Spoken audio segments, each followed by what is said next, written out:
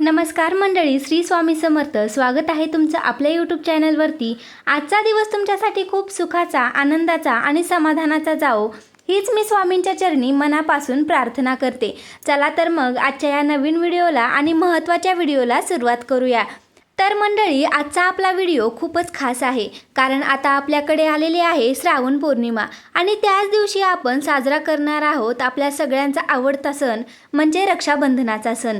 यंदा 2026 मध्ये रक्षाबंधन हे शुक्रवारी 28 ऑगस्टला साजरं केलं जाणार आहे. श्रावण पौर्णिमेची तिथी 27 ऑगस्टला सकाळी 9:08 सुरू होऊन 28 तारखेला 9:48 संपणार आहे.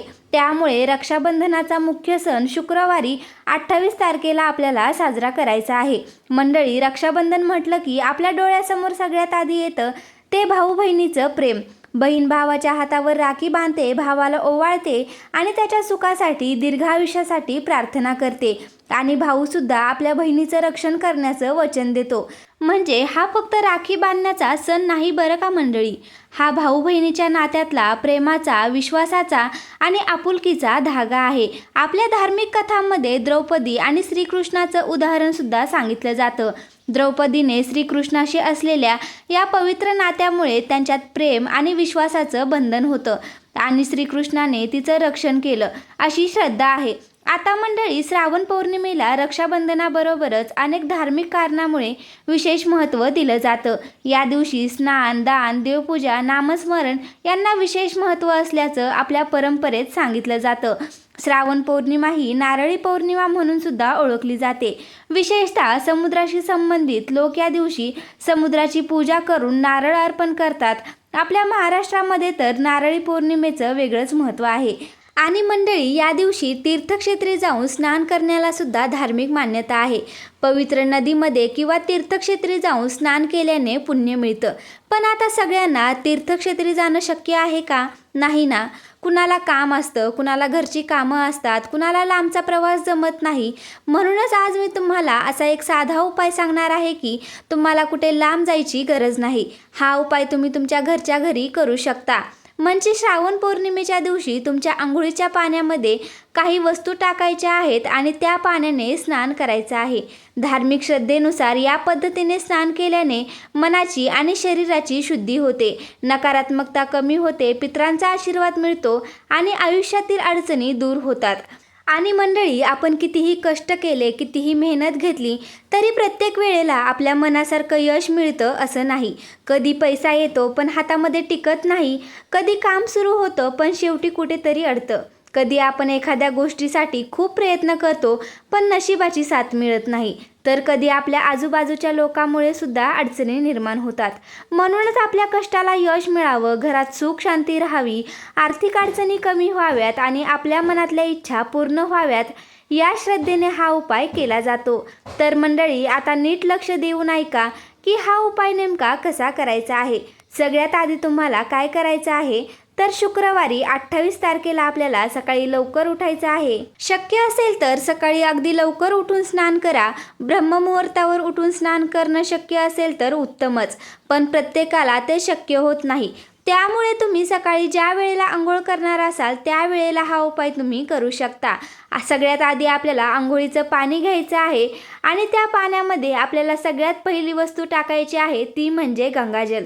तुमच्या घरामध्ये गंगाजल असेल तर त्यातलं थोडंसं गंगाजल आंघोळीच्या पाण्यामध्ये टाका. आता घरामध्ये गंगाजल नसेल तर काळजी करण्याचे काही कारण नाही. पूजेच्या साहित्याच्या दुकानामध्ये गंगाजल मिळतं आणि तुम्ही ते तिथून आणून घरामध्ये ठेवू शकता. गंगाजल आपल्या धार्मिक परंपरेमध्ये अतिशय पवित्र मानलं जातं. त्यामुळे या दिवशी आंघोळीच्या पाण्यामध्ये थोडंसं गंगाजल टाकून स्नान करायचं आहे. म्हणजे आपल्याला तीर्थक्षेत्री जाता आलं नाही तरी घरच्या घरी गंगाजलाचा स्पर्श असलेल्या पाण्याने स्नान करण्याची श्रद्धा ठेवता येते. यानंतर दुसरी वस्तू आहे ती म्हणजे हळद. मंडळी, हळद म्हणजे शुभतेचं प्रतीक मानलं जातं. आपल्या प्रत्येक शुभ कार्यामध्ये हळदीचा वापर केला जातो. माता लक्ष्मीशी सुद्धा हळदीचा संबंध जोडला जातो. त्यामुळे चिमूटभर हळद घ्यायची आहे आणि ती आपल्याला आंघोळीच्या पाण्यामध्ये टाकायची आहे. धार्मिक श्रद्धेनुसार हळद सकारात्मक आणि समृद्धीचं प्रतीक मानले जाते.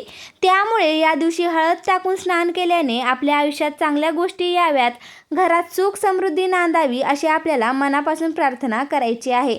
त्यानंतर तिसरी वस्तू आहे ती म्हणजे मीठ. आपल्या घरात जे मीठ असतं त्यातलं थोडंसं मीठ आपल्याला पाण्यामध्ये टाकायचं आहे. धार्मिक पद्धतीमध्ये मीठ नकारात्मकता कमी करण्यासाठी वापरलं जातं. बाहेर आपण वेगवेगळ्या ठिकाणी जात असतो, कुठे गर्दीची ठिकाणं असतात, कुठे वातावरण चांगलं नसतं, कुठे आपल्याला मनातून अस्वस्थ वाटत असतं. अशा वेळी नकारात्मकता दूर करण्यासाठी मिठाचा वापर करण्याची पद्धत आहे. म्हणून श्रावण पौर्णिमेच्या या दिवशी पाण्यामध्ये चिमूटभर मीठ टाकून स्नान करायचं आहे. त्यानंतर मंडळी अजून एक महत्त्वाची वस्तू आहे ती म्हणजे कापूर. तुमच्याकडे कापुराचं तेल असेल तर त्याचे 2 थेंब तुम्ही आंघोळीच्या पाण्यामध्ये टाकू शकता.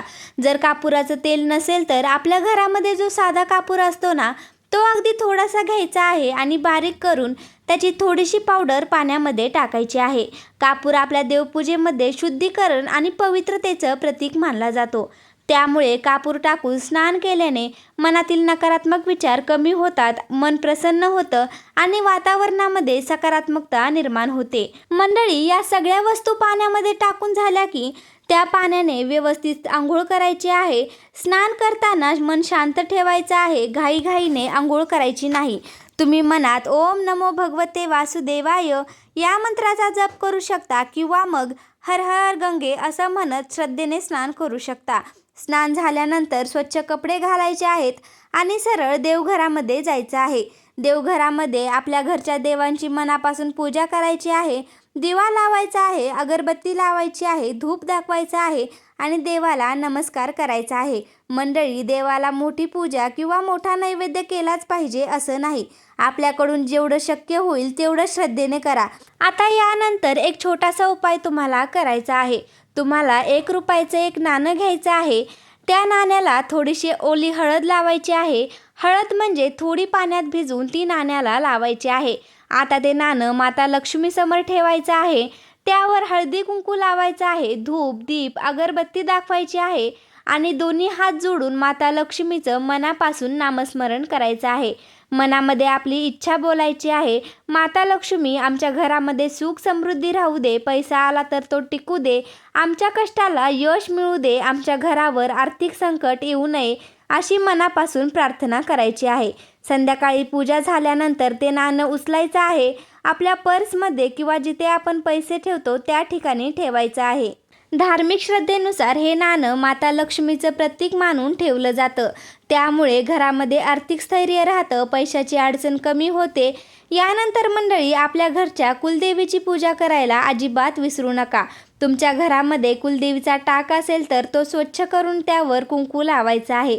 कुलदेवीचा फोटो असेल तर तो स्वच्छ कपड्याने पुसून घ्यायचा आहे आणि त्याची पूजा करायची आहे. दिवा लावायचा, अगरबत्ती लावायची आणि हात जोडून आपल्या कुलदेवीला नमस्कार करायचा. आता मंडळी, श्रावण पौर्णिमा म्हटलं की महादेवांची पूजा कशी विसरायची? तुमच्या घराजवळ महादेवाचं मंदिर असेल तर तिथे जाऊन महादेवांना 1 लोटा स्वच्छ जल अर्पण करा, बेलपत्र अर्पण करा, शक्य असेल तर पांढरी फुलं अर्पण करा आणि ओम नमः शिवाय, ओम नमः शिवाय म्हणत महादेवांना नमस्कार करा. तर मंडळी, अशा पद्धतीने तुम्हाला या श्रावण पौर्णिमेला घरच्या घरी छोटे छोटे उपाय करायचे आहेत. सगळ्यात आधी आंघोळीच्या पाण्यामध्ये गंगाजल, हळद, मीठ आणि कापूर घालून श्रद्धेने स्नान करायचं आहे. त्यानंतर स्वच्छ कपडे घालून देवाची पूजा करायची आहे. माता लक्ष्मीसमोर हळद लावलेलं 1 रुपयाचं नाणं ठेवायचं आहे. कुलदेवीची पूजा करायची आहे आणि महादेवांना जल अर्पण करायचं आहे. आणि रक्षाबंधनाच्या दिवशी भाऊ बहिणीने योग्य वेळ पाहून प्रेमाने राखीचा सण साजरा करायचा आहे. तर मंडळी, तुमच्यापैकी कोण कोण हा उपाय करणार आहे ते मला कमेंटमध्ये नक्की सांगा. आजचा हा व्हिडिओ तुम्हाला आवडला असेल तर व्हिडिओला एक लाईक नक्की करा. हा व्हिडिओ आपल्या भाऊ बहिणींना, मित्रमैत्रिणींना आणि नातेवाईकांना जास्तीत जास्त शेअर करा, म्हणजेच त्यांना सुद्धा ही माहिती मिळेल. आणि आपल्या चॅनलवरती नवीन असाल तर चॅनलला सबस्क्राईब करायला विसरू नका आणि बाजूचा बेल आयकॉन दाबायला अजिबात विसरू नका. मी जेव्हा माहितीपूर्ण व्हिडिओ घेऊन येईल तेव्हा त्याचं नोटिफिकेशन सर्वात आधी तुम्हाला मिळेल आणि आपला एकही व्हिडिओ तुमच्याकडून मिस होणार नाही. तर मंडळी, आजच्या व्हिडिओमध्ये एवढंच. पुन्हा भेटूया अशाच एका नवीन आणि छान माहितीपूर्ण व्हिडिओमध्ये. तोपर्यंत सर्वांनी काळजी घ्या.